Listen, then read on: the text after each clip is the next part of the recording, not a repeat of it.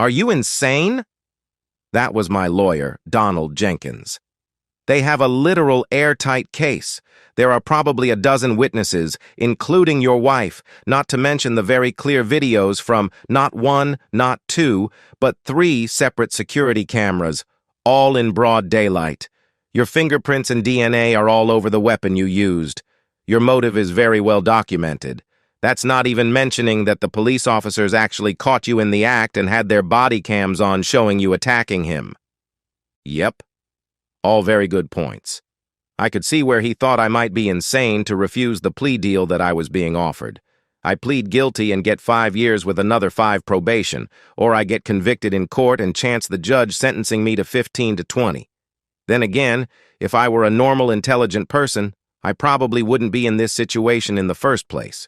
First, it would have been best if I didn't actually commit the crime, or if I did, I would have been much smarter about it and at least tried to cover my tracks. Nope. I did it and didn't care who knew about it. Look, you hired me to represent and advise you. I'm telling you that you don't stand a chance in hell at trial. The DA is only offering this deal because of the backlog of court cases. Giving you this deal eliminates the cost and time of a trial that isn't necessary. My best advice is to take the deal. You are not getting off on this. No lawyer in the world can get you off on this. I can't even put up any defense. If we go to trial, all I will be able to do is sit beside you and watch the DA crucify you. There isn't even anything that I can make a case with. Once the prosecution rests, I will simply rest my case as well. I can't even call a single witness to defend you. You're toast. The only thing you can do is to mitigate this disaster as much as possible by serving the least amount of time possible. Going to trial will only cost you a hell of a lot of money just to make things worse for yourself. So, counselor, when will the trial be? How long will it last? And how long after that until sentencing? I asked. His eyes kind of glazed over as he tried to come to terms with the fact that I simply didn't care. Because of the backlog, the actual trial will be in about 6 months. Before that, there will be your arraignment, hearings on the charges brought, and evidentiary hearings. I'll make motions that will have to be heard, the DA will make motions, and a few other things. All I can do is to try and stall the trial, but it won't make any difference. Fine. You need to call my sister and let her know what my bail will be. She'll bail me out. That's not going to be cheap, he answered. Not your problem. Also, send her your invoices. She'll make sure to take care of them. He left. I'm sure that he was thinking about getting a mental evaluation of me.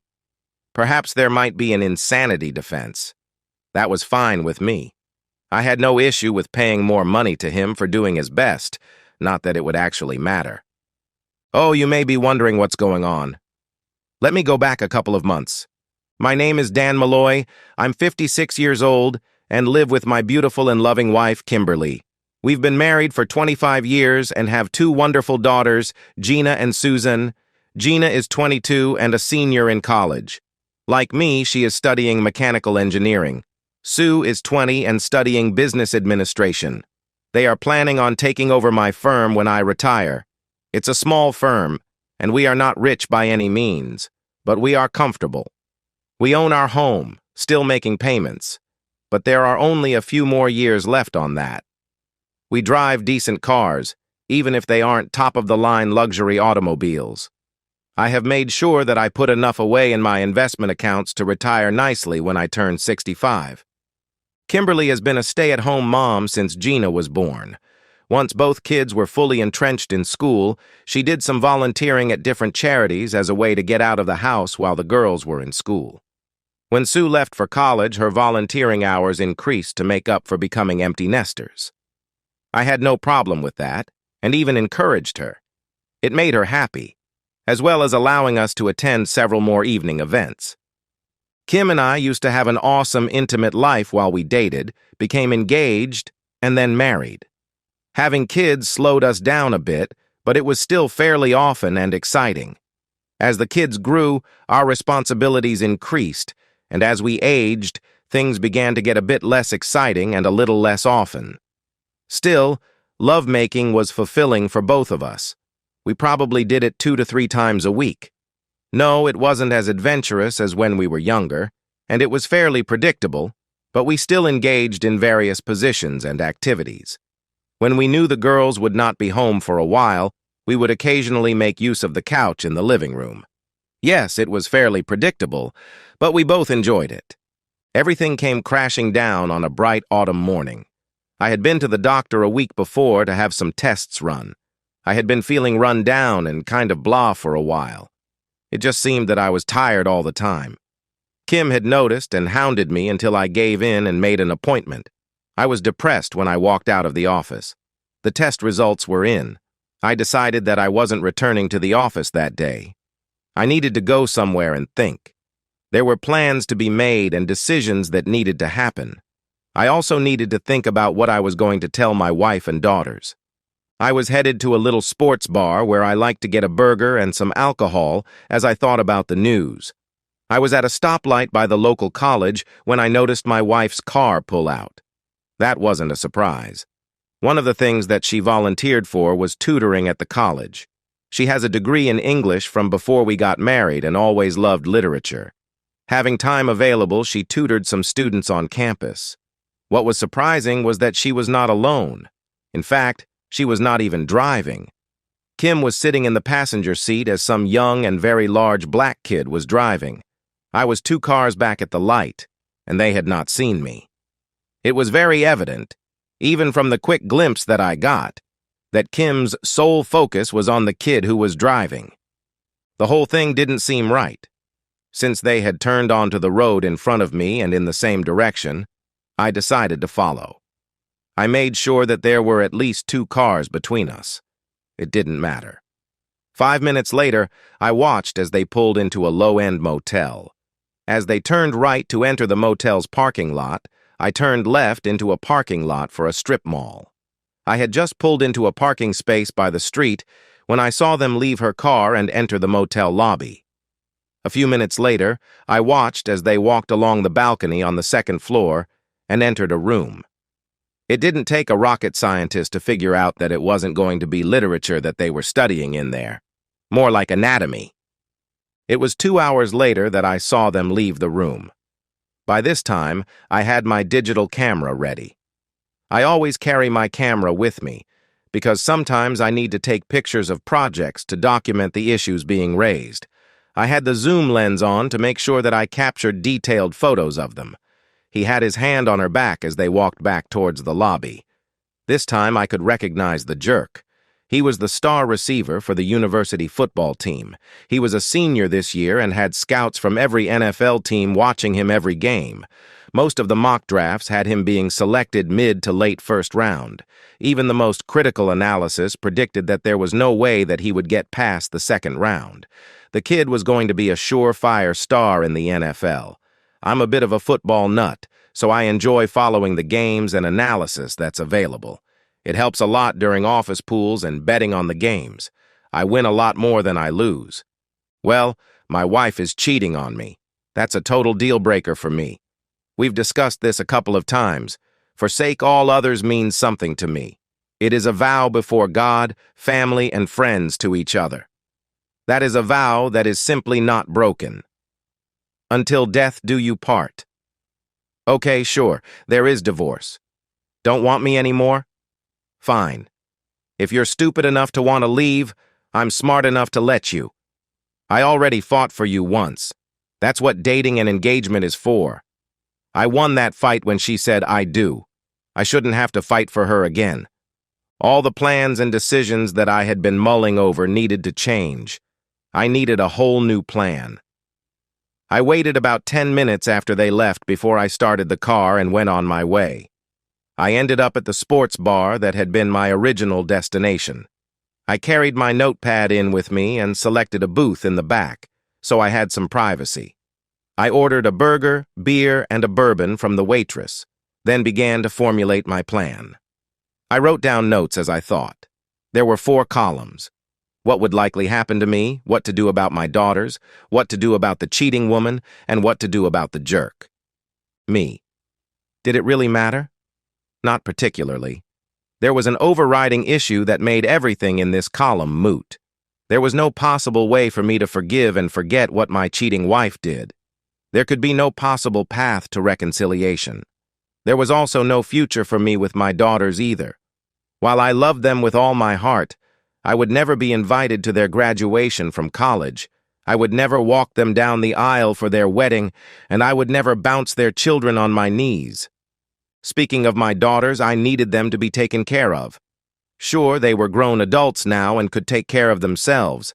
Still, I wanted them to succeed. There was still college to finish.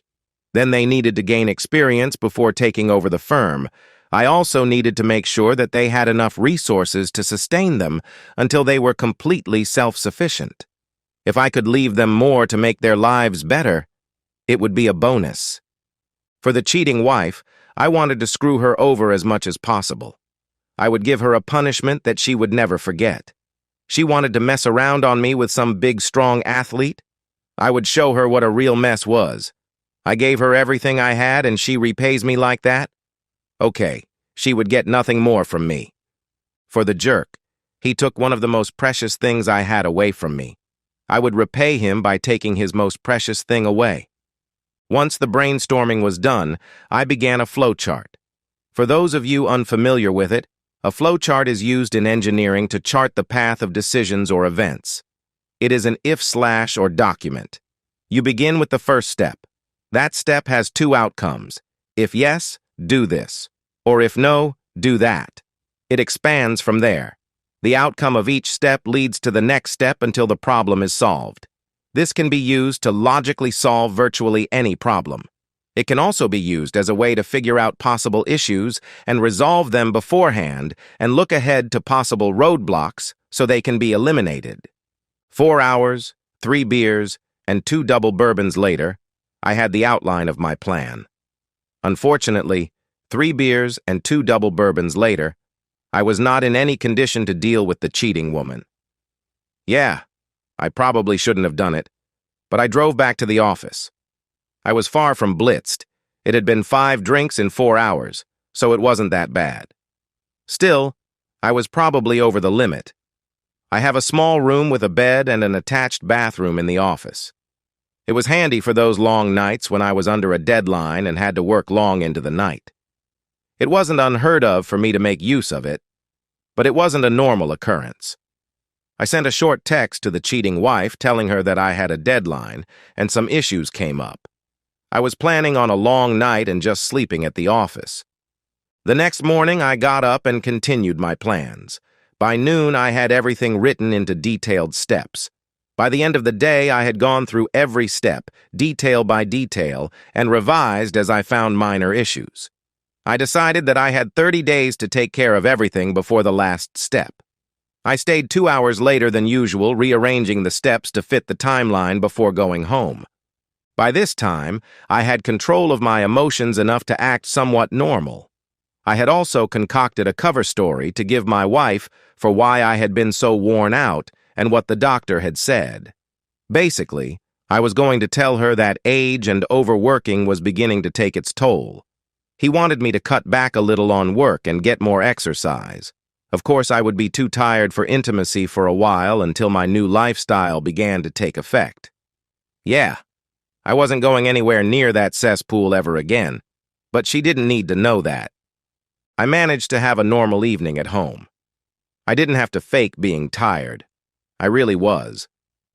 Kim tried to be affectionate, but I was just too exhausted from the mental stress and the fitful sleep from last night. She asked about the project I was working on, and I gave her some nonsense about a time-sensitive design that had changed parameters.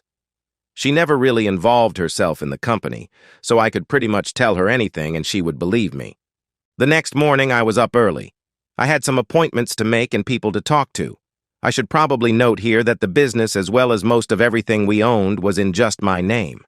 Yes, we started the business after we were married, but I was the one with the income and credentials. It was formed as a sole proprietor with me being the owner. Kim's name was not on any of the paperwork. As for our house, again, the title and mortgage were just under my name. It was just easier that way. Kim had no income, so she would only lower her credit rating. It didn't matter to either of us at the time because we were planning on spending the rest of our lives together. Even if something happened to me, Kim would be the beneficiary. I even made out a will stating that.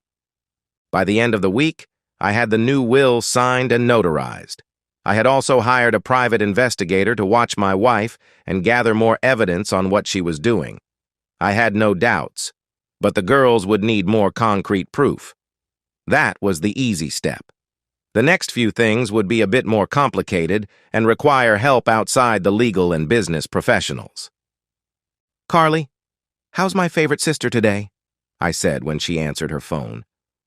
"I damn well better be your favorite sister since I'm the only sister you have," she replied. "Now, what do you want?" "What do I want? I'm deeply offended that you immediately assume that I want something when I call you." "Yeah, when you start the conversation with that favorite stuff, you always want something." "What is it?" she asked. "Well, aside from your snarky remarks, I do want to see my favorite and most beautiful sister. It's been a while, and I thought that you might like me to treat you to lunch today." "Oh, hell, it's worse than I thought. Favorite, beautiful, and you buying. Hold on while I look up to the sky and see if the 4 horsemen of the apocalypse are coming." My sister and I got along really well. We were pretty much all we had anymore since our parents died. She had divorced her cheating husband about 5 years ago. Since then, she has gone back to school and gotten her MBA. She was currently an accounts manager at a manufacturing firm in town. They were one of my clients. Truthfully, she was too smart for that position and only needed experience and time before she would become a vice president. If she had gotten the MBA and started with them right out of college, she very well could have been CEO by this point. Instead, she got married to that jerk and dropped out of the workforce for a while. "Seriously, Carr, I do need your help. I need to see you today. Take the whole afternoon off and meet me at Hammerhead's at 11. My voice was desperate, and I'm sure that she could hear the cracking in it. "Oh, hell. It's bad, isn't it?" she asked. "It's worse than you could even begin to imagine. Please, Carr." "Of course, big bro. I'll be there. Not only are you my big brother, but we both know that I owe you everything for what you've done for me." "You don't owe me anything, sis. I did what I did because you are family. You needed help, and I just did what family does." "Fine. Then I'll do what family does this time." I was at the same table in the back corner when she walked in. The hostess pointed in my direction, and she came over and sat across from me. "Do you have to go back today?" I asked. "Nope. You asked for me to take the afternoon off, so I did," she replied. Hearing that, I placed our order with the waitress. I knew what she liked, so I just ordered for both of us. "Bourbon at this time? It must be the apocalypse." "Pretty much," I replied. "Okay, Carly, here it is. You know that I've been wanting you to come over and work for me. I understand that you want to be on your own and earn your own way. You think that working for your family will make it seem nepotism. That simply isn't the case. You are very good at what you do, and you are being undervalued where you work. I really need you now." "Look, Dan, I appreciate the offer, I really do. I'm just not sure how it would work. I know we get along fine, but how would that change if you became my boss? I've heard horror stories about when family members go to work for their relatives." "Okay, Carr. I didn't want to have to do it this way, but I'm desperate. When I said that I needed you to work for my company, it wasn't an overstatement. I don't just need you to come to work for my firm, I need you to take over as CEO. I need you to run the firm, at least until Gina and Sue are ready to take over. I need you to mentor them and prepare them for that. When they turn 30 years old, you can begin transferring responsibilities if you feel that they are ready. Gina will most likely take over as COO, and Sue will become CEO. By then, you should be able to retire or work as a consultant occasionally." "Dan, you're kind of starting to worry me. If I take over your firm and train your daughters to take over when they graduate, what will you be doing? I couldn't help but notice that you left that part out." This is why I wanted you to just accept my offer. I didn't want to go into this right now. I had hoped to tell you differently. Now, I'm going to have to guilt you into it. Carly, I found out 2 things a week ago, both on the same day. No one else knows this, but I'm dying. I have pancreatic cancer. There's nothing that they can do. I will be lucky to live for another 6 months. It's probably more like 3 or 4 months. Things are going to be going downhill fast. The other thing is that Kim is cheating on me with at least one of the students at the college she tutors. I'm setting things up for the girls, and you are going to be trustee of the estate. Kim won't get a damn thing. Everything is being set up in trusts that you will administer with the help of my lawyer. I've already made out a will specifying that. I've moved ownership of the firm into an LLC where you, Gina, and Sue are the owners. I sold the house to the firm, so it is now owned by the LLC as well. I need you to give your notice at work, then start spending a few hours every evening and sometime on weekends at my office over the next 2 weeks. We will use that time to bring you up to speed so you can take over as soon as you leave your current job. I will still be there to help out for a week or 2, but not any longer than that. We sat quietly for a bit. She was trying to come to terms with what I had just told her, and I was waiting for her to digest it. Our food had come, and we ate in silence. As the waitress was collecting our empty plates, Carly asked her for another round of bourbon. "You're a bastard for putting me in this position," she finally said. "Of course I'll do it. You aren't leaving me much choice." "I know. I'm sorry. Believe me, I wish that I didn't have to do this. There are a couple of other things that I will need you to do as well, but we'll go over that later." "Am I going to be annoyed about those other things?" she asked with a smile. "You have no idea," I answered. So we spent the rest of the afternoon discussing the firm and what she needed to do to prepare. She wasn't an engineer, but her role was mainly on the business side of things. I informed her that I would be promoting one of my senior engineers to help her with that side of things. We went back to my office where we began going through the accounts and other information that she would need to have. Before we left for our respective homes, she used my computer to write up a quick letter of resignation for her job. Things began to happen rapidly by that point. Every day I could feel myself becoming more exhausted. I was spending long days at the office taking care of the firm and training Carly in the evenings. We spent several hours on both weekends at the office as well. Kim began to get worried at how run down I was getting. I would come home, get a quick bite to eat, then pass out in bed. Intimacy was non-existent.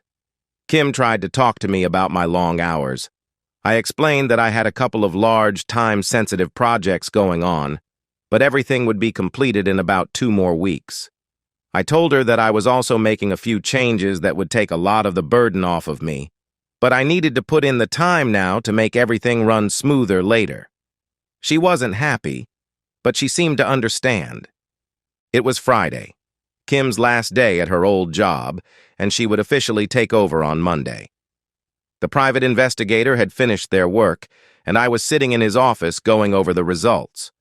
She was indeed having an affair with the football player. 3 times a week they would leave campus and go to a motel.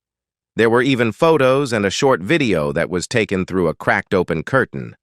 There was no doubt that they were having intimacy. I thanked him and paid the balance of the bill. He gave me the file and a thumb drive. Sunday evening, Carly and I finished up with going over everything so she could hit the ground running the next morning. It had been a long day, and I was feeling it. I knew that I needed to finish things up that week before I was too far gone to do it. "Okay, Carly, we've discussed most of what I need you to do. As of 7 a.m. tomorrow, you will be in charge. We've met with the lawyer and accountant, and all required signatures have been notarized. You are officially in charge of all the trusts and the LLC. I'm not going to tell you when, where, or what, but I need you to bail me out when my lawyer calls you." "You're going to do something stupid, aren't you?" she asked. "That is a matter of opinion, but probably." "Okay, but they don't let murderers out on bail," she replied. "No one will die. You don't need to worry about that. I want them to live and regret their actions." So, you don't want Kim to bail you out? Is that because you don't anticipate her being able to? She asked. I'm not going to physically harm her. Still, I'm not sure that she would be willing to bail me out. Fine, she replied. Wednesday. It was 2 o'clock in the afternoon. I was crouched behind a big SUV next to the driver's side of my wife's car. It was parked in the motel parking lot. I heard them talking as they walked back to the car. This had to be Fast and Furious. He was a lot bigger than I was to begin with. Then there was the fact that he had the strength and endurance of a high-level athlete. Then, there was the little issue with my strength and endurance being deprived because of my illness. I heard the car unlock as he hit the fob. He chuckled at something my wife said as she opened the passenger side door. I heard him open the driver's door and attacked. I was already swinging the bat as I spun around the back of the SUV. Kim's eyes began to go wide at the sight of me. She didn't even have time to shout a warning as my bat came down with all my strength on my right hand that was resting on the top of the car. As the bat recoiled, I kept the motion and brought it around in an uppercut to his groin. He fell to the ground trying to simultaneously grasp his shattered hand and severely injured testicles. As he writhed around on the pavement, the bat struck each knee. Both kneecaps were shattered. Another strike to his testicles, then I started for his elbows. I had just destroyed his right elbow when I was overcome by a blinding pain. My entire body stiffened, then went into convulsions before I blacked out. When I came to, I was lying face down on the pavement with my wrists cuffed behind my back. I learned that bad timing had placed a patrol car on the street beside us, just as I began my assault. The cops had seen me storm around from the back of the SUV and attack my wife's lover. They hit me with the taser on my wind-up to ruin the jerk's left elbow. 3 more patrol cars showed up as the ambulance arrived. Once I was conscious, I was escorted over and placed in the back of one of the cars. I found it interesting to watch as my hysterical wife was giving a very animated version of events to a rather attractive policewoman. Eventually, I was taken to the station and booked. Of course, they had me in an interrogation room. They used normal psychological tricks.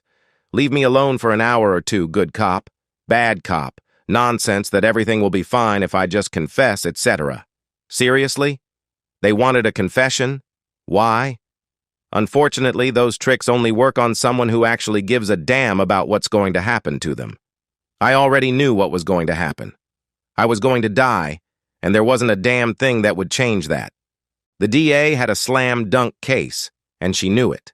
She also had a huge backlog of cases because of the coronavirus taking its toll on available judges, jury pools, and other support personnel. Why waste time going through the motions on this? The outcome was a foregone conclusion. She made an offer. My lawyer presented it to me. I refused. Now, we are back at the beginning of this story. So continuing from the beginning part of the story where he left. I'm sure that he was thinking about getting a mental evaluation on me. Perhaps there might be an insanity defense. That was fine with me. I had no issue with paying more money to him for doing his best, not that it would actually matter. Kim surprised me by actually coming to visit me. I was still in jail. I had my arraignment and bail set. Carly was supposed to have bailed me out, but she was a bit upset by the carnage. She would be bailing me out, but she wanted me to cool my heels for a couple days first. I'm sorry, she began. It really didn't mean anything to me. There was no romance or feelings, really. It was just intimacy, I finished for her. Yes. He was just so big and strong. He had that confidence that just takes over the whole room. And yes, he was bigger than you and recharged a lot faster. Congratulations. I'm glad that he could make you happy. She definitely was not happy now. She began sobbing, then abruptly stood and ran out. Oh well. I was out on bail the next day. Carly picked me up and took me back to the office. Well, if you wanted to ruin his life, you succeeded. He will never play sports again, not even for fun. His right hand is shattered. They expect that he will only recover 50% of its use at best. Both knees are destroyed. He will be able to walk again, but that's about it. His elbow will never fully extend either, she said after we sat down in her office. So I succeeded then. Why that much carnage? She asked. Simple. He took away one of the most precious things I had. I decided to return the favor. He took away my wife. I took away his football playing. An eye for an eye, a future for a future. You realize that they are going to sue, don't you? Sue who for what? They are going to sue me? I'll be dead long before it ever gets to court. If they try to go after my estate, they'll find that I don't have one. All I have at this point is a couple $1,000s to survive on for another couple of months. They can sue all they want, but there is nothing for them to collect. They can't go after the firm because I had already removed myself from it. They can't go after the girls because they are legal adults and on their own. The only person that they can go after is Kim, and I really don't care about that. Besides, she doesn't have any money for them to collect either. Okay, so what's your plan now? She asked. Simple. I'm going to die. I turned down the deal that I was offered. It will be a couple of months before it can go to trial, and I will be gone by that time. You really need to talk to your daughters. They need to know, and they're really freaking out about what you did. I was planning on doing that this evening, I replied. Actually, you can do it in a few minutes. They're on their way. I've got the conference room reserved for you for the rest of the day. A half an hour later, and I was sitting across from my two daughters at the table in the conference room. Daddy, what the hell? The videos of you beating that kid with a baseball bat is all over the news. And what the hell was Mom doing there? Gina asked. I slid a file over to them. Your mom was there because they had just left the motel room they were sleeping in. He was your mom's lover. That file is from the private investigator I hired. Did you know that he was a star football player at the university and that he was expected to be drafted in the first or second round? You destroyed his career. Yes, I knew that. I did it on purpose. He took away the love of my life, so I took away what he loves. But now he will sue you for everything you have, and you will be going to prison for a long time. Neither of those things will happen. First off, I made sure that I had nothing to lose. I do not have any assets that anyone can take. The firm is no longer in my name. It is now owned by an LLC in Carly and your names. All of the money is in trust funds for you two. The house is actually in the trust funds in your two names. You own everything. Carly is executor of the trust. Your mother has no access to any of it. What you do for her is no longer my concern. Is there any chance that you can reconcile before you go to prison? She asked. No chance at all, and I already said that I won't be going to prison. Dad, be real. There is no possible way that you won't be convicted. We've been watching every show about it and going over all the articles. There's no possible way for you to get away with what you did. I'm not getting away with it. I'm not even trying to. My emotions had been welling up from the time my beautiful daughters walked into the room. It suddenly hit me like a Mack truck. I wouldn't be there for their college graduations. I wouldn't be there to walk them down the aisle for their weddings. I would never be able to hold my grandchildren. I was sobbing. I felt two presences beside me, and they were holding me with their arms wrapped around me. Oh, God. What's wrong, Daddy? Susan asked. I'm dying, babies. I have a really bad cancer. I only have about 2 more months at best. No, they both wailed. I suddenly felt another person behind me wrapping arms around all 3 of us. I looked and saw the tears flowing down Carly's cheeks. The 4 of us sat there crying for a few more minutes until we were able to get control of our emotions. Finally, I directed the girls back to their chairs. As you can see, I will be long gone before my trial even starts. Also, I will be dead before any lawsuit can even get started. Once I'm gone, there will be nothing that they can get from me. Everything that I had was all gotten rid of long before the attack. They can't even go after the house because I sold it to the LLC. The money from the sale went into the trust. That trust will be available to you when you turn 30 years old. I have no assets.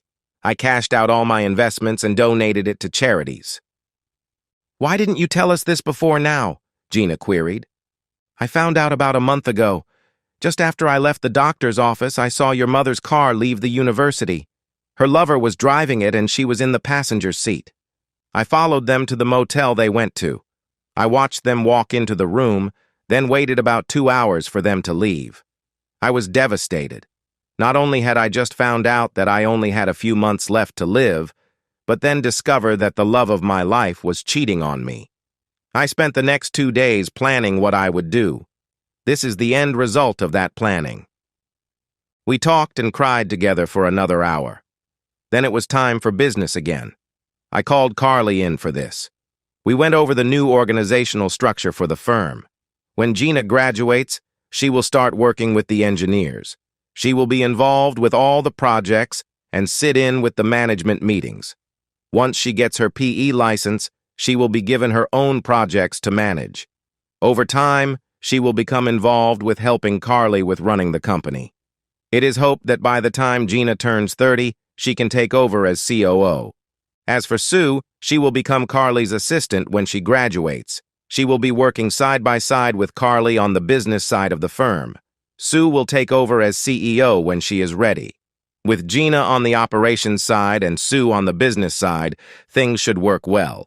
Carly will also be available for advice and referee between the two of them. It was a week later. I was living with my sister, and I hadn't talked to Kim since she visited me in jail. I was sitting on the couch in Carly's living room. There were bright lights shining on me and a rather attractive redhead sitting across from me. Good morning. This is Amy Brown with Crap News. I'm here with Dan Malloy, who has been charged with grievous bodily harm in the vicious attack on star wide receiver Jamal Washington. Mr. Malloy has graciously agreed to an interview. She began for the cameras. She then turned to me. Mr. Malloy, I'm actually surprised that you are doing an interview. Aren't you worried about the gag order issued by the judge on this case? Not worried at all. There really isn't much that he can do about it. By the time this airs and he sees it, he won't be able to do anything about it. But he could cite you with contempt and put you in jail. Well, I do have contempt for the divorce laws in this country. Look at them. A wife can mess around on her husband all she wants. If her husband tries to divorce her, she gets the kids, house, child support, and maintenance. She will usually get most of the other assets as well. The poor bastard that married her ends up living in a cheap apartment eating top ramen while paying most of his income for his ex-wife to party with her string of lovers. They reward the cheaters and punish those who did nothing wrong. Aren't you worried about going to jail? She asked. Not in the least. What about the lengthy prison sentence that you are looking at? First off, I haven't actually been convicted of anything. There is always that innocent until proven guilty thing we have in this country. Yes, but you must agree that there is overwhelming evidence against you. Yes, I am aware of that. I'm not the least bit worried about it. Okay. I can't wait to find out how you can be so confident about that. But what about Jamal's lawsuit against you? I understand that he is demanding over $40 million in lost income, pain, and suffering. Not to mention a lifetime of physical impairment. Blood from a stone. Not gonna happen. I have nothing to take. I am unemployed and homeless. I have no assets. But you have a successful engineering firm and a huge house, she asked. No, I don't. I sold the business and the house over a month ago. Everything I owned I put in trust funds to ensure that my children would be taken care of if something happened to me. It was all completely legal and ethical. All taxes were properly paid. I cashed out all of my investments and gave everything to charity. I don't even have wages to garnish. Okay, back to the attack.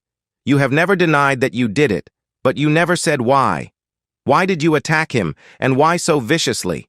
It seems as if you deliberately targeted those areas that would destroy any chance at a career in the NFL. Oh, that was most certainly my goal. Had the police not tasered me when they did, I would have shattered his other elbow and then gotten a couple more good hits to his crotch before stopping. It was never my intention to kill him, just cripple him and destroy his testicles.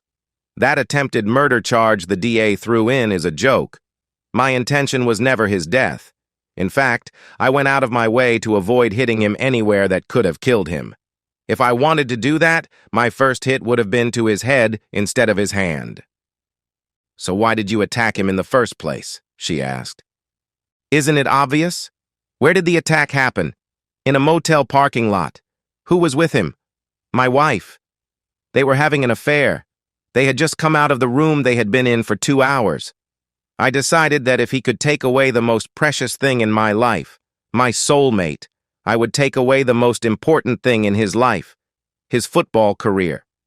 Making him impotent was just an added benefit." "I see. You certainly accomplished your goal. What about your wife? After all, it takes two to tango. Do you plan on any revenge for her?" she asked. "I do, but I won't reveal it now.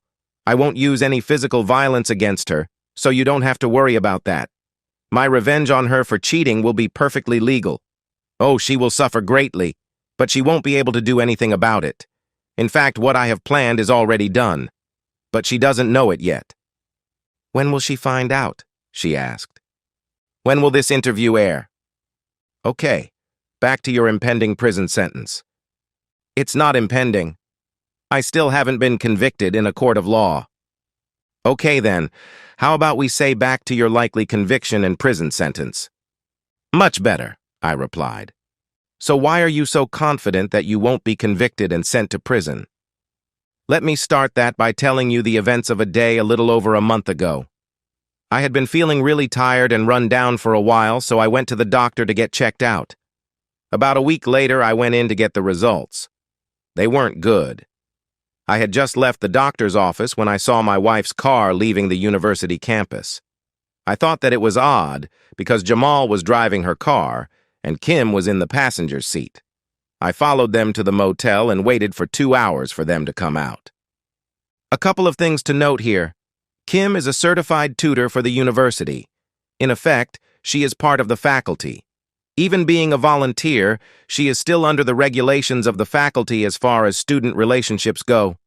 Being a tutor, she has authority over her students, just like one of their professors. I remember a trip to Cancun once where I met a couple of women college professors. They were both single and looking for some college guys to hook up with for the week. While we were talking, I mentioned that I thought relationships between professors and students were illegal because of the positions of authority that the professors had. They laughed and said, "The law doesn't say that we can't have students. It only says we can't have our students." Well, Jamal was one of Kim's students. So, back to your answer. After seeing what I did, I hired a private investigator to get solid proof of what I saw. I also began making arrangements for what the doctor had told me. Originally, those arrangements were to include taking care of Kim. After what I saw, I simply cut out that part of the plans. Now, everything that I did was to make sure that my daughters were taken care of. They were always going to take over the business eventually. I just formalized it. I also hired a really good businesswoman to act as CEO and prepare the girls for taking over when they are ready. I also transferred the company from a sole proprietorship to an LLC, as well as transferring the authority out of my name. Any money that I had was transferred to a trust fund for the girls being executed by someone else. I also transferred the title of my house over to the trust fund as a gift to the girls. So, I am not the least bit worried about any possible recriminations, because I will not be around for them. What the doctor told me is that I have a really aggressive pancreatic cancer. It is untreatable. At best, I have 2 months left. More than likely, I will be dead within a month. My trial will not even start for another 3 months. What are they going to do? Put my dead body in a prison cell? As for my wife, I am leaving her with nothing. Perhaps our daughters will take pity on her and help her out. It's not my concern any longer. Also, the file documenting her affair with her student will be sent out to the university board, as well as the proper law enforcement agencies. I also have a copy for you if you would like. I should let you know that copies will also be sent to all the major news media as well. You just destroyed their lives. Don't you think that was a little bit of overkill? She asked. Not in the least. They destroyed my life, or what was left of it. Imagine if you were given the worst possible news, and all you wanted was to be comforted by your spouse. Instead, less than half an hour later, you discover that your spouse is cheating on you. Yes, I'm going to die soon, but they robbed me of the chance to be comforted by my wife in my last days. They destroyed the rest of my life, so I destroyed theirs. At least they will be alive and able to try to rebuild. Jamal, he's in college. He can use his degree and have a different career.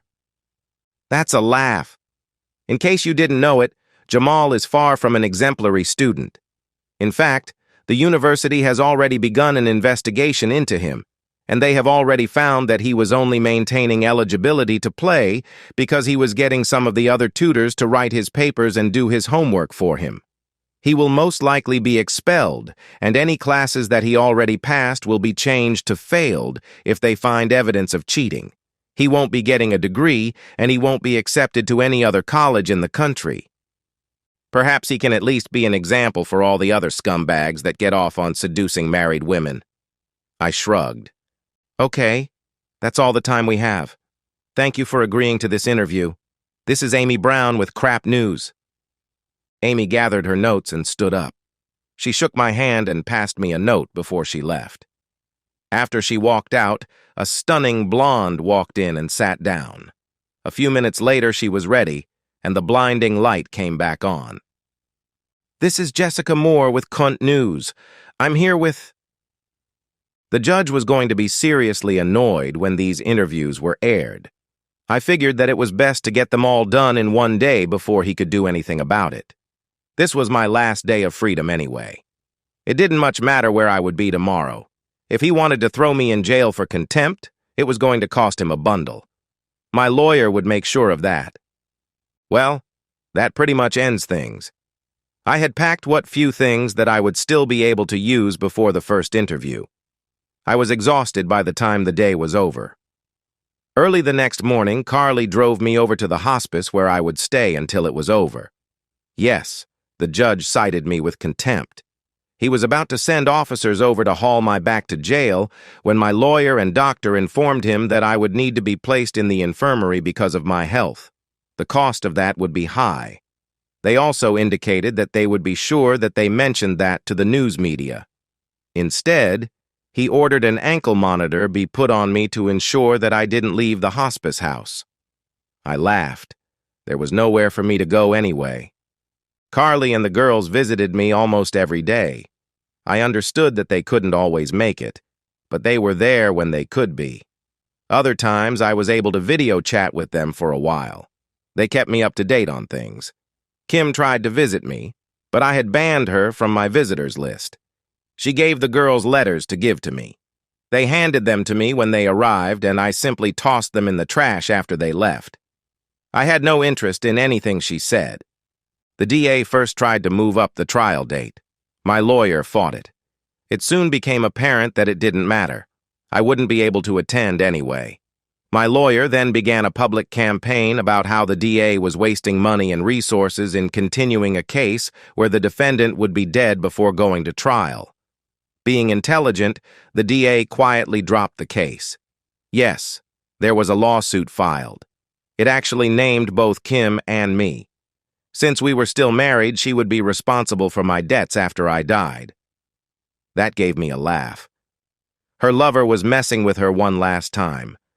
My girls are here with me. So is Carly. I'm so exhausted. I can tell that this is it. I don't want to fight it anymore. I have nothing left and no reason to go on. I see one more person slowly enter my room. Kim, my wife. I haven't seen her since she visited me in jail right after I was arrested. Yes, I asked her to come. She nervously enters the room and slides up beside the bed. I'm sorry, she said. I know. I'm sorry too. I went overboard on you. No, you didn't. If you would have left me anything, it would have just been taken in the lawsuit. Besides, I'm the one who screwed up and had an affair. I forgive you for that. I've asked the girls to make sure that you are taken care of. I don't want you to starve or be homeless. I forgive you as well. That's probably for the best. That jerk will undoubtedly try to take anything that I own. As long as I have a place to live and enough to live on, that will be fine. I'm sorry that I couldn't comfort you these last few months. That was all my doing. I will have to live with that regret for the rest of my life. Don't be too hard on yourself. I walked away from you. I could have just confronted you and made my peace with it. Instead, I acted on revenge. You did what you thought you had to do. You were rightfully angry. Please know this. I never stopped loving you. I will love you till my dying day. When that happens, we will meet again, and I will love you for eternity.